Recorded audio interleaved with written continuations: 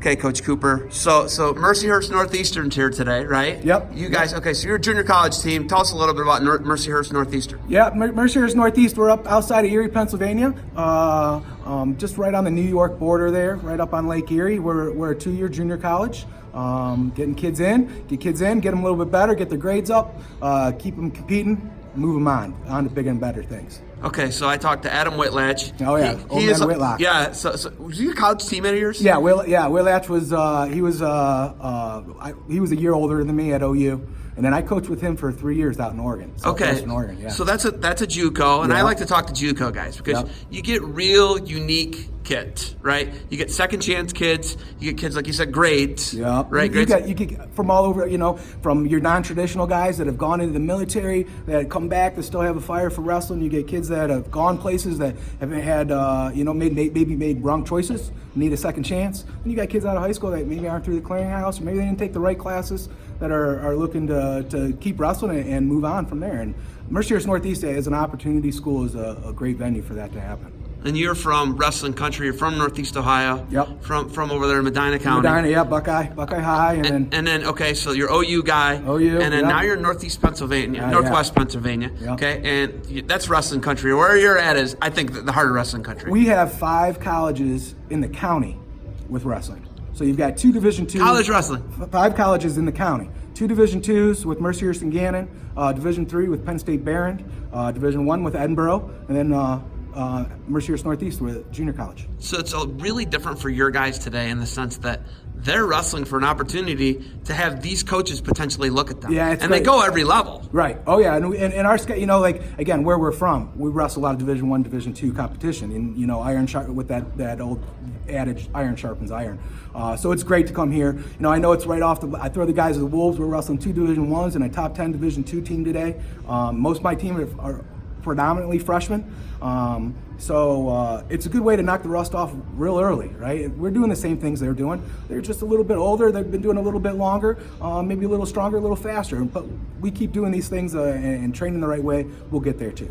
Is the turnover hard? Because you only got him for sometimes. Yeah. Sometimes you can redshirt a guy and get him for 3 years, right? But that's rare. It's rare, and it is yes and no, because sometimes you lose the guys move on that you're done with dealing with, right? That's a lot of times.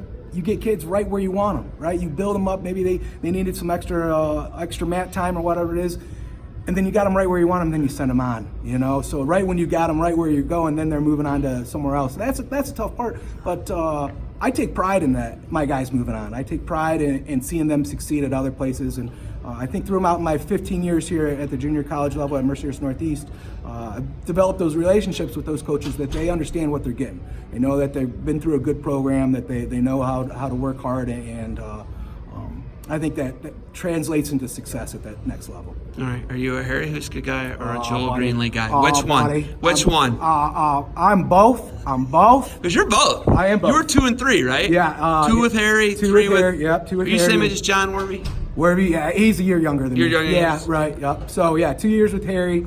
2 years or 3 years? 2 years with Harry and then 3 years with Joel.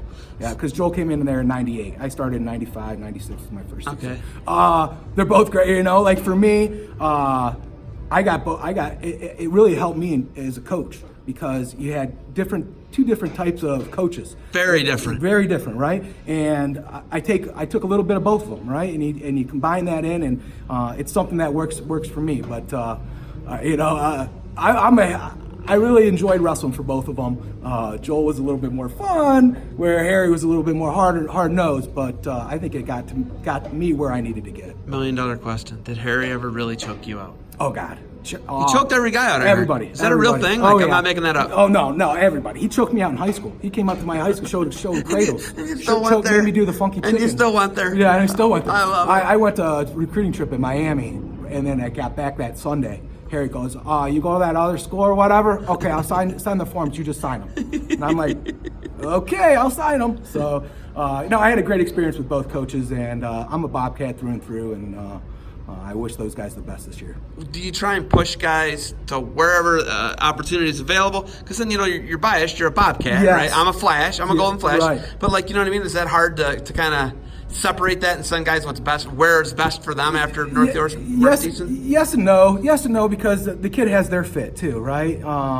If they, of course, I'm always a fan of the Bobcats and would love to send some guys that way. But it's usually where it best fit for the kid, whether it be academic wise, wrestling wise. That goes into a lot of play, and I'm there to help facilitate that transition from their time at Mercyhurst Northeast to wherever they're transferring to that 4-year school. So I've got a lot of connections. I help transition that, and it's usually a combination of where the kid wants to go and what the coach is looking for.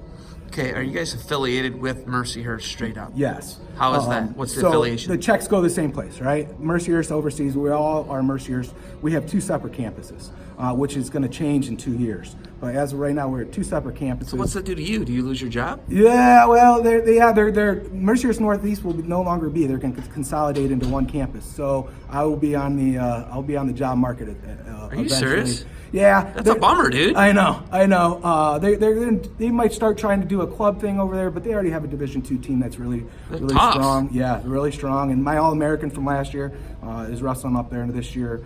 We have a real good relationship between the 2 campuses. But yeah, there's a lot of things going on here at Mercyhurst Northeast.